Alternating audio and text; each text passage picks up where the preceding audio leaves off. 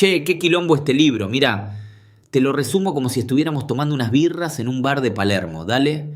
Se llama Apocalípticos e Integrados y lo escribió Umberto Eco, un intelectual grosso que se puso a analizar la cultura de masas en los años 60.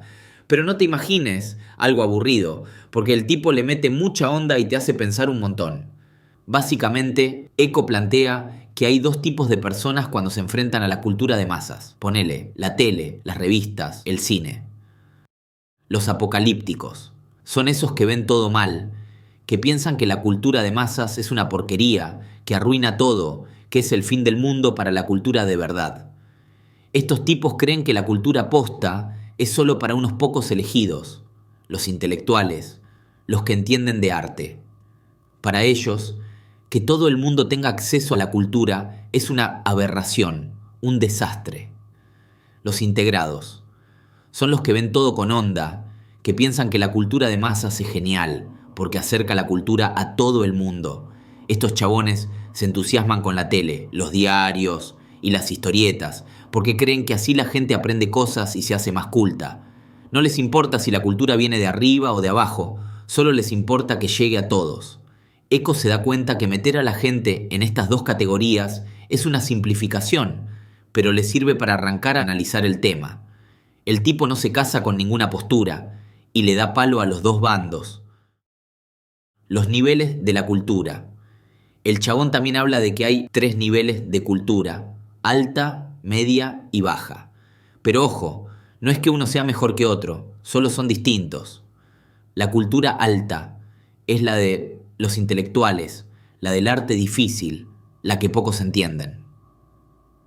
La cultura baja es la popular, la del pueblo, la de los cómics, la música simple, los programas de tele berretas.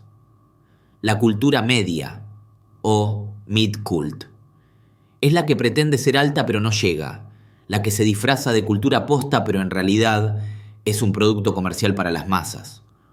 Un ejemplo de esto, según Eco, es la novela El viejo y el mar de Hemingway. El kitsch y la cultura mid-cult. Acá Eco se pone más específico y explica qué es el kitsch.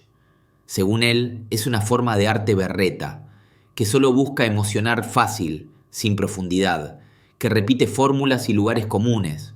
El kitsch es como una copia barata de la cultura posta, algo que se vende como arte, pero en realidad es solo un producto comercial. La cultura mid-cult es como la hermana del kitsch. Es ese tipo de cultura que te hace sentir que estás consumiendo algo importante, pero en realidad es pura fachada. Es como ir a ver una obra de teatro pretenciosa, que te aburre pero te hace sentir que sos culto. La industria cultural y los conceptos fetiche. Eco también le da duro a la idea de la industria cultural. Los apocalípticos la odian porque la ven como algo que mercantiliza la cultura, como una fábrica de productos berretas para las masas. Para Eco, esta idea de la industria cultural es un concepto fetiche, algo que se repite sin pensar y que no ayuda a entender nada. Los conceptos fetiche son esas ideas que usamos todo el tiempo, pero que no tienen un significado claro y que solo sirven para armar bardo y no para entender la realidad. Para Eco, masa, hombre masa e industria cultural son algunos de estos conceptos fetiche. La comunicación y el mensaje poético. Después, el libro se pone más técnico y habla de cómo funciona la comunicación. Eco explica que en todo acto de comunicación hay un emisor, un receptor, un mensaje y un código. El código es como un diccionario, el conjunto de reglas que permiten entender el mensaje. El tipo se pregunta qué pasa con los mensajes poéticos. Para Eco, un mensaje poético es aquel que no tiene una única interpretación posible, aquel que te hace pensar y sentir de diferentes maneras, como una buena obra de arte. Un mensaje poético te invita a prestar atención a la forma en que está hecho, a la manera en que se usan las palabras, los colores, los sonidos, etc. La recuperación del mensaje poético.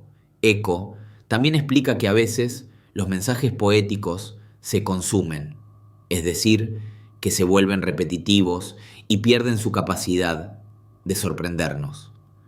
Pero también dice que a veces los podemos recuperar, es decir, que podemos volver a verlos con ojos nuevos, descubrir nuevos significados y disfrutarlos de nuevo. Para Eco, el arte no es algo que se consume y se desecha, sino algo que se puede interpretar y disfrutar de diferentes maneras a lo largo del tiempo. Análisis de ejemplos concretos. En la segunda parte del libro, Eco se pone a analizar ejemplos concretos de la cultura de masas. Un cómic de Steve Canyon. El tipo analiza un cómic y muestra cómo el autor usa el dibujo, el texto y los diálogos para crear un mensaje complejo que va más allá de la simple historia que cuenta. La novela El gato pardo. Eco analiza esta novela y muestra cómo mezcla elementos de la cultura popular con elementos de la cultura alta. Una descripción de Proust. Eco compara una descripción de Proust con una de Salgari, un autor de novelas de aventuras, y muestra cómo los dos usan el lenguaje de maneras muy diferentes. La historieta de Li'l Abner. Eco analiza esta historieta y se pregunta cuál es su significado, si es una crítica social o solo un entretenimiento. El personaje de Superman. Se analiza el personaje de Superman y cómo el tiempo de la narración lo afecta, haciendo que se consuma al igual que cualquier persona. La televisión y los medios de masas. En la última parte del libro, Eco habla de la televisión y otros medios de masas. El tipo dice que la televisión no es solo un aparato que transmite imágenes, sino que es un lenguaje, una manera de contar historias. Eco también habla de que los medios de masas pueden ser usados tanto para manipular a la gente como para informarla y educarla. El tipo dice que lo importante es que los medios sean democráticos, es decir, que le den la misma oportunidad a todos de expresarse y de acceder a la información. El cogito interruptus. En el último capítulo, Eco habla de lo que llama el cogito interruptus. El cogito es una idea de Descartes que dice, pienso, luego existo. Para Eco, el cogito interruptus es una forma de pensamiento que renuncia a la lógica y a la racionalidad, que se basa en la intuición y en la sensación. Eco relaciona esto con algunos pensadores como Sedlmayr, que ve todo mal, y McLuhan, que ve todo con onda, pero que al final terminan diciendo lo mismo, que el mundo se fue al carajo. Para Eco, la cosa no es tan simple, y hay que pensar con cuidado antes de sacar conclusiones. En resumen, ¿qué onda con este libro? Para resumir, Apocalípticos e Integrados es un libro que te hace pensar sobre la cultura de masas, sobre el arte, sobre la comunicación y sobre el mundo en que vivimos. Eco no te da respuestas fáciles, sino que te plantea preguntas y te invita a pensar por vos mismo. El tipo no se casa con ninguna postura y le da palo a todos, a los apocalípticos, a los integrados, a los que creen en la cultura alta, a los que solo consumen cultura baja. El chabón nos muestra que la cultura de masas no es algo que deba ser visto como algo bueno o malo, sino como algo complejo que tiene sus cosas buenas y sus cosas malas. La onda es que no hay que ser ni apocalíptico ni integrado, sino que hay que ser críticos, reflexionar sobre lo que consumimos y sobre cómo lo consumimos. Y sobre todo, hay que tratar de entender cómo funcionan los mensajes y cómo esos mensajes construyen nuestra manera de ver el mundo. Es un libro que te puede volar la cabeza, pero que vale la pena leer si te interesa entender un poco más la cultura en la que vivimos. Y si no entendiste algo, no te preocupes. El libro es así, medio enroscado, pero por eso mismo es que te hace pensar un montón. Y bueno, este libro da para charlar mucho más. Por eso los dejo ahora con nuestra inmersión profunda. Adelante, maestros. Hola a todos. Bienvenidos a otra inmersión profunda. Hoy vamos a abordar el impacto de los medios de comunicación en la cultura. Bueno, pues fíjate que lo interesante es que, como nos muestra Umberto Eco en Apocalípticos Integrados, la influencia de los medios masivos en la cultura no es algo nuevo. Sus raíces se remontan a mucho antes de lo que podríamos imaginar. Exacto. Y para esta inmersión vamos a explorar algunos fragmentos de este libro, De apocalípticos e integrados. que nos ofrecen una perspectiva fascinante sobre cómo los medios de comunicación ¿Cómo moldea nuestro mundo? moldean nuestro mundo. Exactamente. Exploraremos las visiones de quienes ven a los medios como una fuerza de progreso y las de quienes los consideran una amenaza para la cultura. Claro, y aquí es donde Eco plantea una distinción crucial. Divide a los críticos en dos campos, los apocalípticos, que condenan los medios masivos como una perdición cultural, y los integrados, que los abrazan como un motor de avance. Me parece súper interesante que Eco critique a ambos bandos, ¿no? Sí. A los apocalípticos los acusa de elitistas Exactamente. y a los integrados de ingenuamente optimistas. Podríamos profundizar un poco en esto. Por supuesto. ¿Cuáles eran las preocupaciones específicas de cada grupo? Bueno, los apocalípticos temían la homogeneización de la cultura, la erosión de los valores tradicionales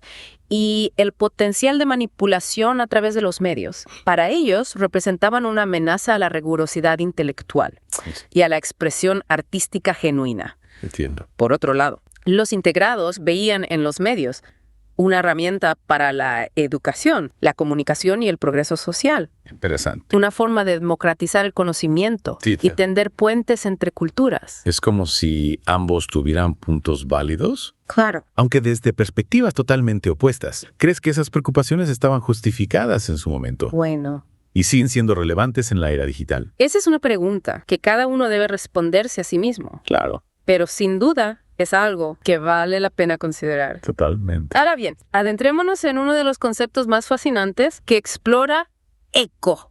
El kitsch. El kitsch. Me encanta esa palabra, suena tan peculiar. Pero también es un concepto importante, ¿verdad? Sin duda. Podríamos definirlo rápidamente para nuestros oyentes. Claro que sí. El kitsch se puede entender como una forma de arte que imita la emoción genuina pero sin la sustancia. Ajá. Ofrece un consuelo fácil en lugar de una participación artística real. Es la apariencia superficial de la belleza o el sentimentalismo, sin la profundidad o la complejidad del arte verdadero. Es como si te dieran un caramelo que parece delicioso pero que al final no tiene sabor. Muy buena analogía. Eco utiliza ejemplos muy interesantes de la literatura y el arte para ilustrar este concepto. Señala la escritura melodramática de Edmondo de Amicis, que se basa en un sentimentalismo exagerado, o los retratos de Boldini, que son estilísticamente inconsistentes, mezclando técnicas refinadas con un enfoque en la belleza superficial. Y si lo pensamos bien, el kitsch nos rodea en nuestra vida cotidiana, ¿no? De esas fotos de Instagram con filtros perfectos. Sí. Esos anuncios que intentan manipular nuestras emociones con sentimentalismo barato. Precisamente el kitsch está presente en la publicidad, Sí. las redes sociales, Ok. incluso en la forma en que se presentan algunas noticias. La clave está en ser conscientes de ello, en saber discernir entre la emoción genuina y su imitación artificial. Y es donde las ideas de Eco cobran una importancia vital, ¿no? Totalmente. Nos dan las herramientas para convertirnos en consumidores de medios más críticos, para poder ver a través de la fachada y comprometernos con ellos a un nivel más profundo. Exactamente, ahora cambiando un poco de tema. Analicemos cómo representan los medios masivos a los héroes Ok. a través del análisis que hace Eco de Superman. Aquí es donde la cosa se pone realmente interesante. Superman es el superhéroe por excelencia, ¿verdad? Sí. Es poderoso, aparentemente atemporal. Pero Eco señala algo intrigante. Superman está constantemente atrapado en estas narrativas repetitivas y autocontenidas. Exactamente, está atrapado en un bucle temporal, luchando eternamente contra los mismos villanos y salvando a la misma ciudad. Claro. Es como si, a pesar de sus extraordinarias habilidades, fuera incapaz de liberarse de este ciclo e impactar realmente en el mundo de forma duradera. Es como si estuviera en una cinta de correr de heroísmo, corriendo sin parar, Ajá. pero sin llegar a ningún sitio. Eco sugiere que esta representación del tiempo, como una serie de momentos presentes desconectados, podría estar socavando nuestro sentido de agencia y progreso. eso es muy profundo.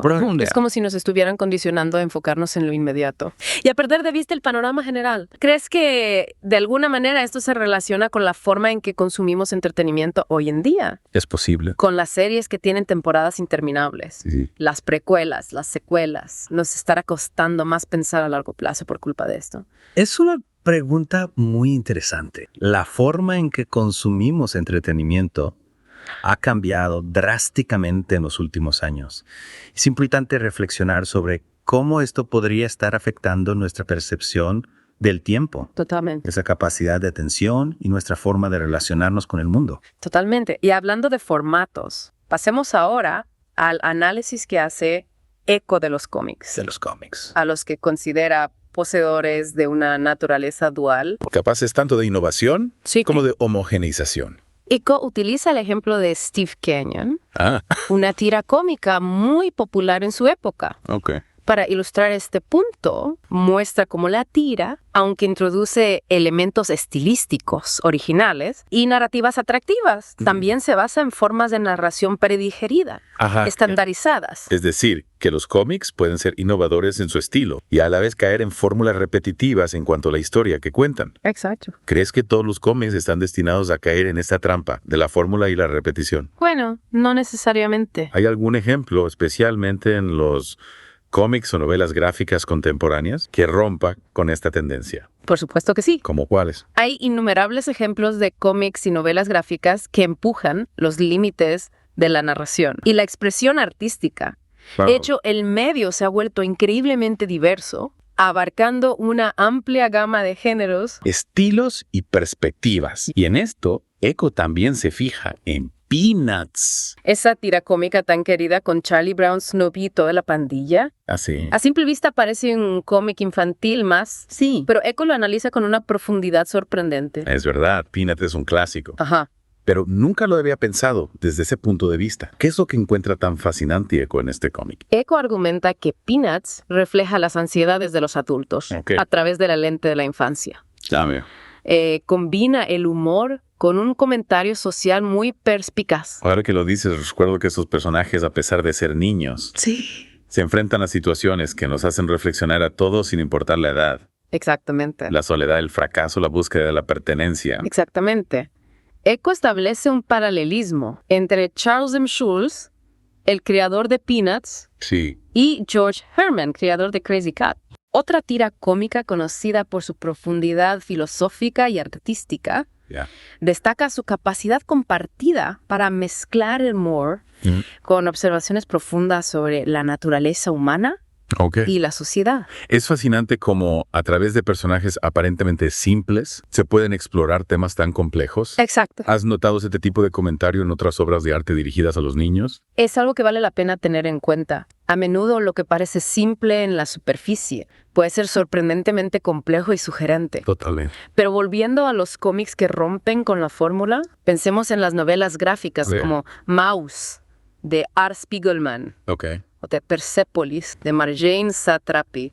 Ambas utilizan el medio para explorar complejas narrativas históricas y personales Sí. de una manera increíblemente poderosa. Ahí tienes dos ejemplos perfectos. Exacto. Y en el ámbito de los superhéroes, tenemos series como Watchmen, de Alan Moore y Dave Gibbons, que deconstruyen el género y examinan el lado más oscuro del vigilantismo. Precisamente estos ejemplos demuestran cómo los cómics pueden ser una poderosa herramienta para el comentario social, la exploración filosófica, la innovación artística. Interesante.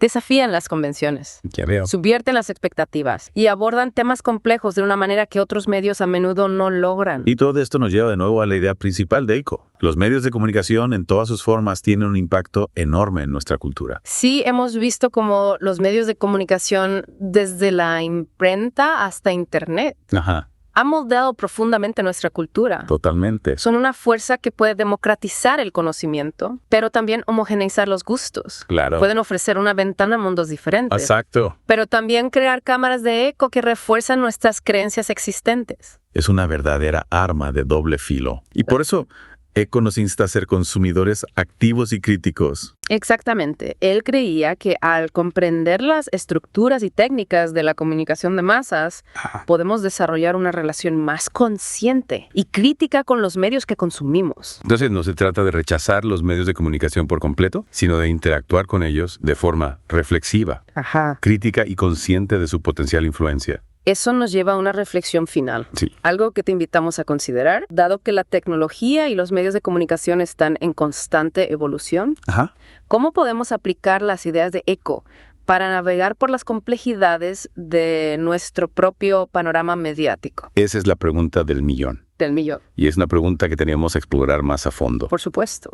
A medida que continúes tus propias inmersiones en el mundo de los medios de comunicación y la cultura, recordemos que el poder de dar forma a nuestra relación con los medios sí en nuestras manos. En nuestras manos. Usémoslo con sabiduría y responsabilidad. Y con esto concluimos nuestra inversión en las profundidades de los medios de comunicación y la cultura.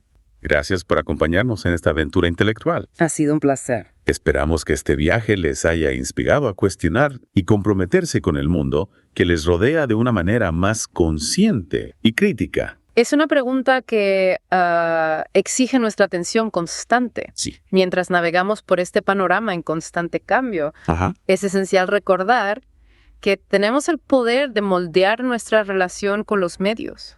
Claro. No somos solo consumidores pasivos, podemos ser participantes activos. Sí. Eligiendo lo que consumimos, cómo nos relacionamos con ello y qué mensajes permitimos que nos influyan. Es como si tuviéramos que convertirnos en expertos en leer los medios, ¿no? Exactamente. Descifrar los mensajes, analizar las técnicas que utilizan. Y, en última instancia, tomar decisiones más informadas sobre cómo interactuamos con esta fuerza tan poderosa en nuestras vidas. Precisamente. Y ese es el verdadero poder. Sí. De comprender cómo funcionan los medios de comunicación de masas. Nos permite convertirnos en espectadores, lectores y oyentes más críticos, apreciar el arte y la innovación de ciertas formas de medios al tiempo que somos conscientes de las posibles trampas. Me gusta esa idea, la de desarrollar una especie de alfabetización mediática. Exactamente. Porque al final los medios de comunicación son un reflejo de nuestra cultura. Claro. Nuestros valores, nuestras esperanzas y nuestros miedos. Totalmente, es un espejo que nos muestra